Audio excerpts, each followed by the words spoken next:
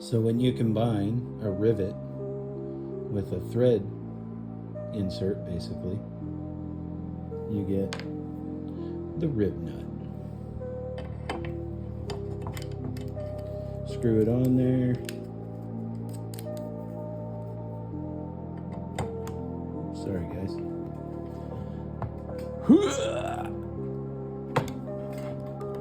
Works just like a rivet.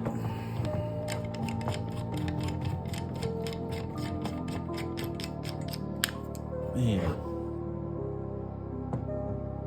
that made things a lot easier.